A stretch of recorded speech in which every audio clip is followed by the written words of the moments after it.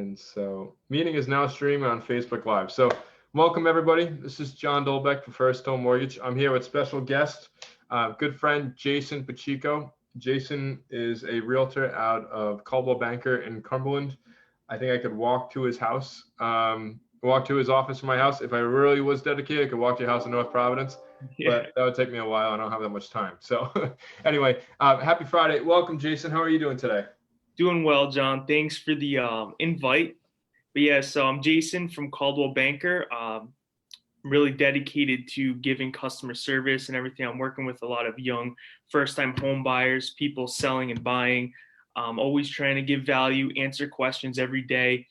You can catch me on my Instagram, my Facebook. I'm always putting information out, trying to help everyone answer questions. But yeah, John's a good guy. I've known John for a while now, so me and John are always chatting, trying to brainstorm new ideas together. So once again, John, thanks for the invite. Happy Friday to you too.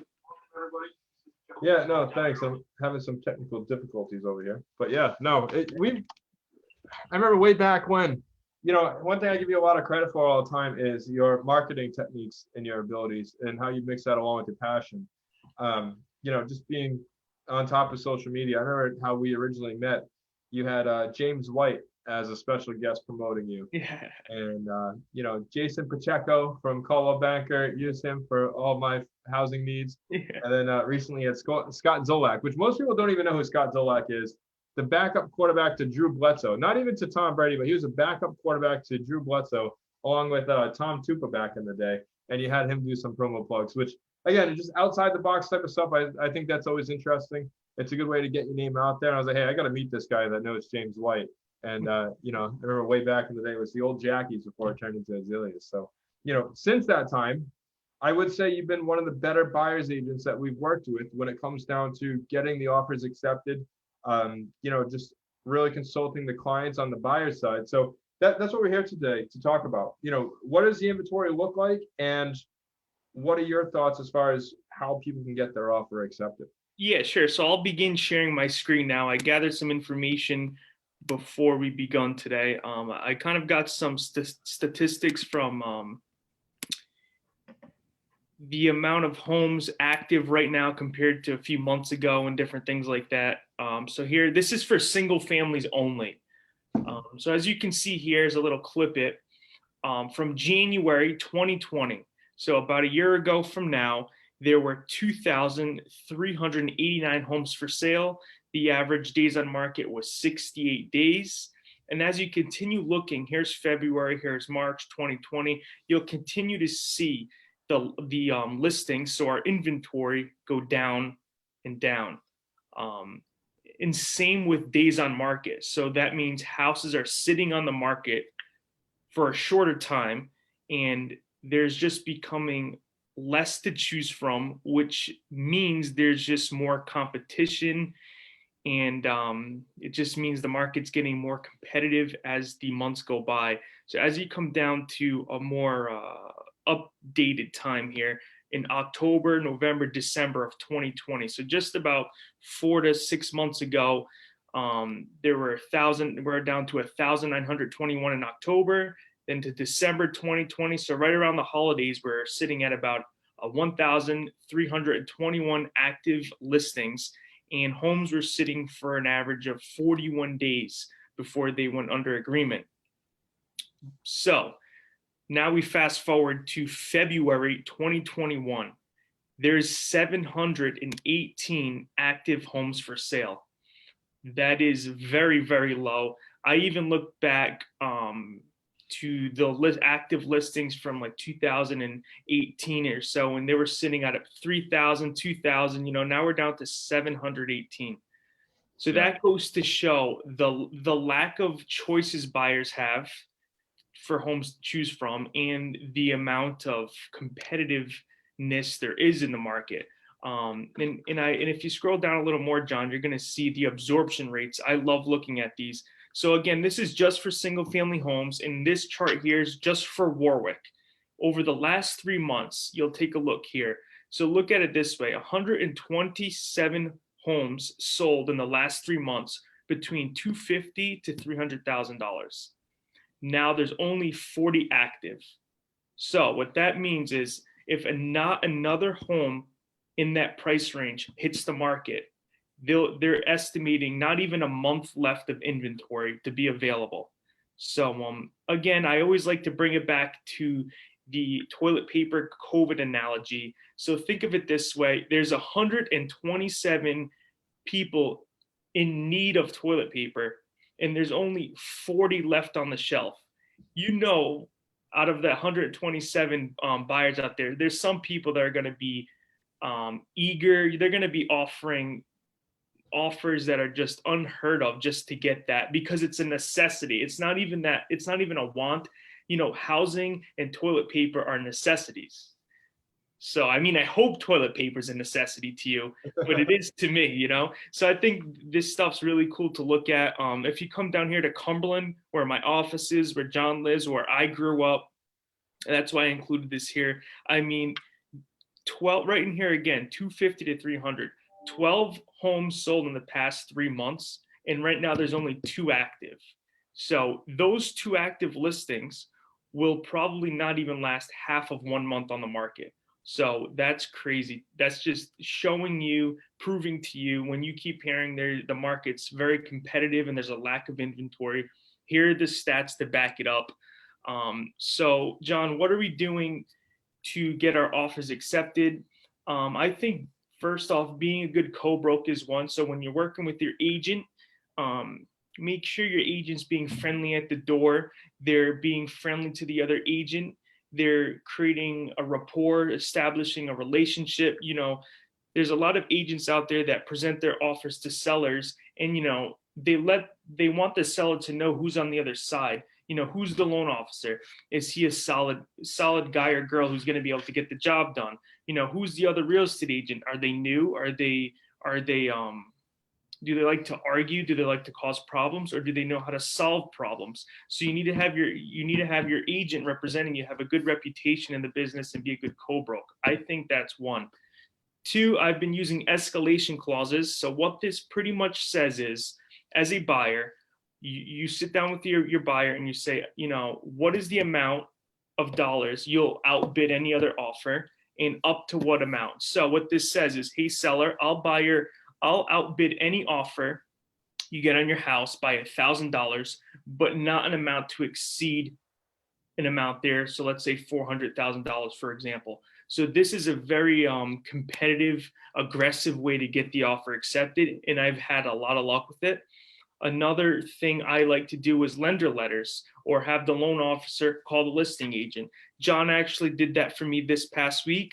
You know, John and Dita did a good job actually at putting together a solid letter. Pretty much just said, these buyers offering on your property, I did review their credit score, I did review their income, they do have jobs, they're solid buyers, and they're going to be able to get to the closing table. So that's what John did. That has been helpful. Another thing is a strong earnest money deposit, what you also might know as a deposit on the property. So usually it's from 1% to 3%, or even sometimes 5% of the agreed upon sale price. The closer your buyers can go to the 3 and 5%, the stronger your offer will be. And sometimes, you know, some buyers are waiving their inspection and buying the property as is. You know, I don't really like suggesting that, and I don't suggest that, but I always make sure my buyers know that's an option for them. So instead, why don't you inspect the property and let the sellers know you're only going to inspect the property for your information only, and you're not going to ask the seller for any credit repairs, just so you're not buying something and you get yourself into you know, something that you don't know if there's a major issue with the house. And finally, acting fast and being prepared. So if you're a buyer and you only can look at homes on Saturdays, or you can look at homes on Sundays or the weekend, unfortunately, that's going to put you at a disadvantage. You're going to have to be able to look, as soon as a home hits the market, you got to go look at the property within 24, 48 hours if possible. Sometimes things just won't make it to the weekend. You might wait till Saturday, and the seller's agent will say, unfortunately, we canceled that open house on Saturday. The seller's accepted an offer. So you need to be prepared, and you need to act fast. John, do you have anything that you could add to that? Yeah, Jay, I think these are all great points. I was going to let you finish, and I can kind of add a little bit more icing onto each one of these.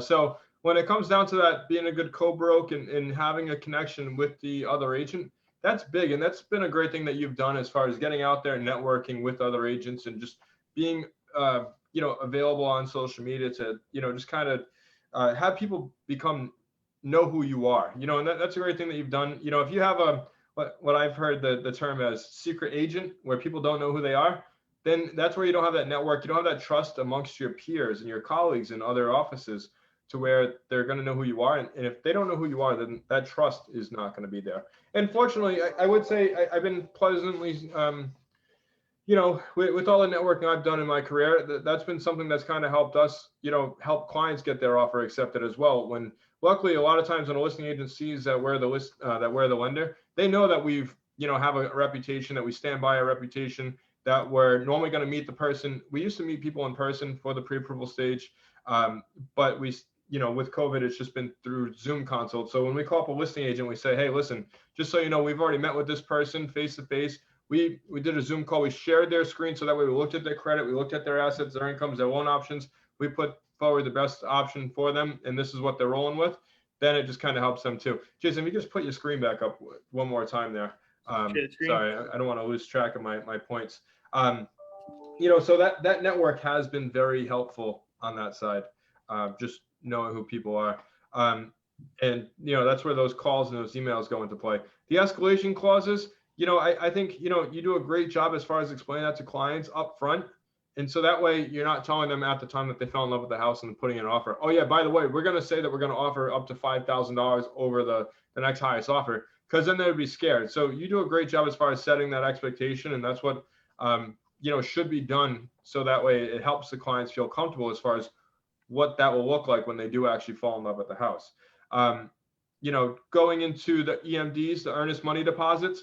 So a lot of times people and clients, buyers, they don't realize this, but when they're going to put 1 to 3% of the purchase price, in some cases, even as Jason, you mentioned, going up to 5%, they got to understand that that money is coming off the top for their down payment and their closing costs. And so a lot of times when, we deal with like Rhode Island housing loans or VA loans, a lot of times if somebody puts up even a $10,000 deposit, but then they're doing 100% financing, and, if they are getting a seller credit or closing costs credits are going to cover that stuff, then they might actually be getting some of that money back towards the down payment and closing costs. So they might actually get a check back at closing, or in other cases, it's just going to drastically reduce their money due at closing. So we cover that during the consultation. So that way people understand, all right, here's what's going to happen with the earnest money deposit. Way back when I first started, I would have clients call me up left and right saying, hey, John, now all of a sudden the realtor's asked me for $2,000. Where's that money going? What is that going to do?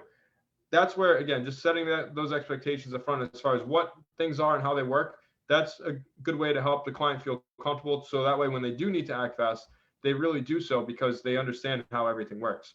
And like you mentioned, there's more and more waivers for inspections, contingencies. You don't necessarily advise for them to go ahead and do that. Maybe if it was somebody that was a contractor that's going to, just go and gut the whole house or mechanically inclined. But normally, you want to try to limit that. And we are seeing less and less with the seller credits when putting in an offer.